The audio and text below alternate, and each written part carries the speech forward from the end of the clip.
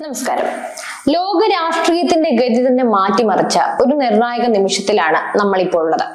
എന്നും ശത്രുക്കളായി കണ്ടിരുന്ന ഇന്ത്യയും ചൈനയും ഒരുമിച്ച് നിന്ന് സംസാരിക്കാൻ തുടങ്ങിയിരിക്കുന്നു. ഇതിന് പിന്നിൽ ഒരു കാരണമേ ഉള്ളൂ: അമേരിക്കൻ പ്രസിഡന്റ് ഡൊണാൾഡ് ട്രംപിന്റെ ഭീഷണി. ട്രംപിന്റെ ഒരു ഒറ്റ വാക്ക് അമേരിക്കൻ സാമ്രാജ്യത്വ ശക്തിയെ വെല്ലുവിളിക്കുന്ന ഒരു പുതിയ ലോകക്രമത്തിന് വഴിയൊരുക്കുകയാണോ?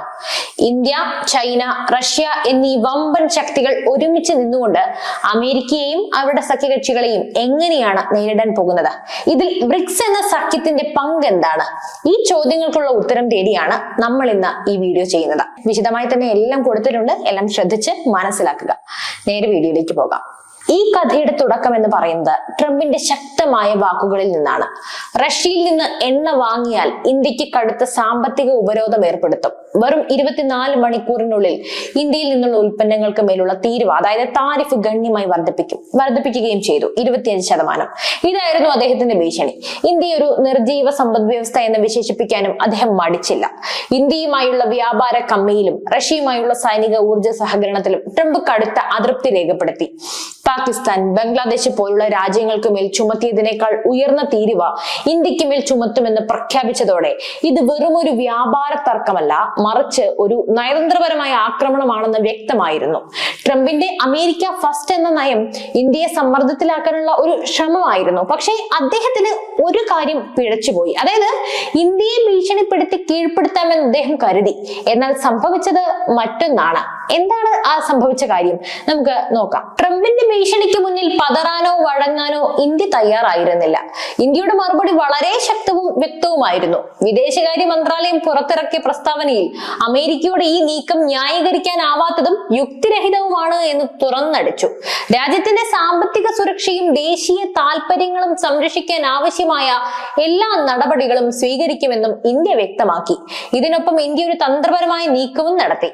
അമേരിക്കയുടെയും യൂറോപ്പിന്റെയും ഇരട്ടത്താപ്പ് തുറന്നു കാട്ടിക്കൊണ്ടായിരുന്നു ഇന്ത്യയുടെ അടുത്ത നീക്കം.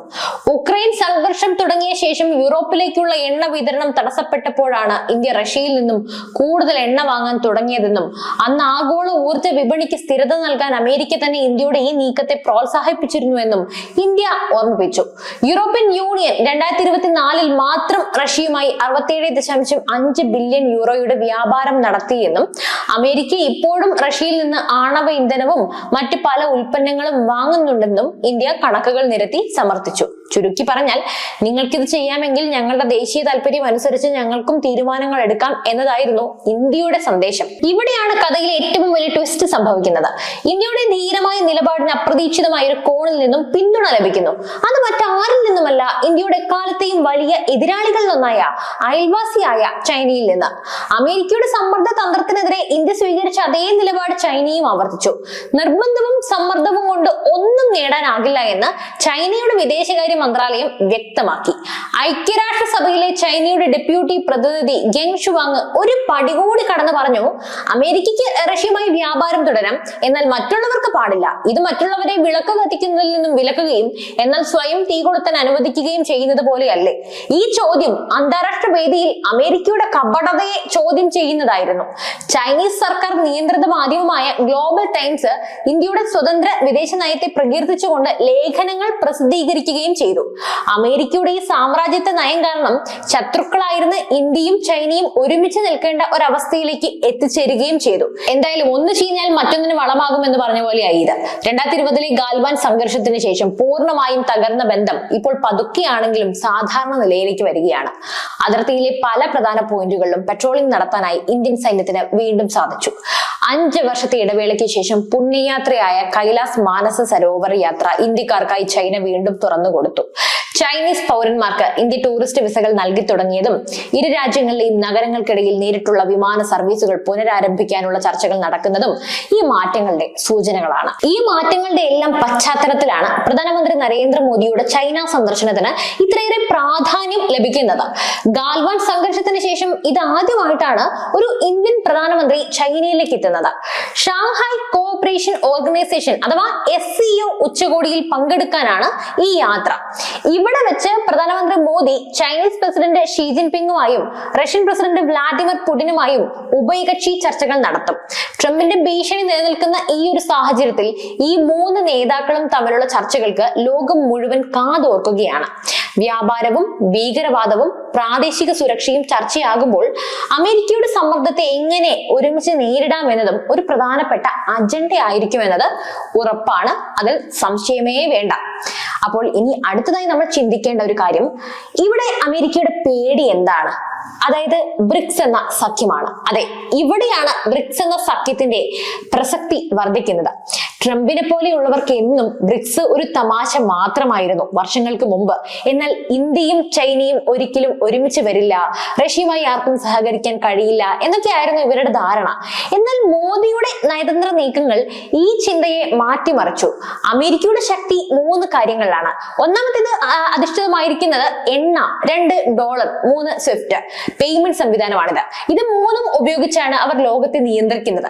എന്നാൽ ഈ ബ്രിക്സ് സഖ്യം ഈ 3 തൂണുകളെയും തകർക്കാൻ ശേഷിയുള്ള ഒരു പുതിയ ശക്തിയായി മാറുകയാണ്. അപൂർവ ധാതുക്കൾ കൈവശമുള്ള രാജ്യങ്ങൾ നോക്കൂ. ഇലക്ട്രിക് കാറുകൾക്കും ഭാവിയിലെ നിർണായക സാങ്കേതിക വിദ്യകൾക്കും ആവശ്യമായ ഈ ധാതുക്കളുടെ 80% ബ്രിക്സ് രാജ്യങ്ങളായ India, China, Brazil, Russia, Vietnam തുടങ്ങിയവരുടെ കൈവശമാണുള്ളത്.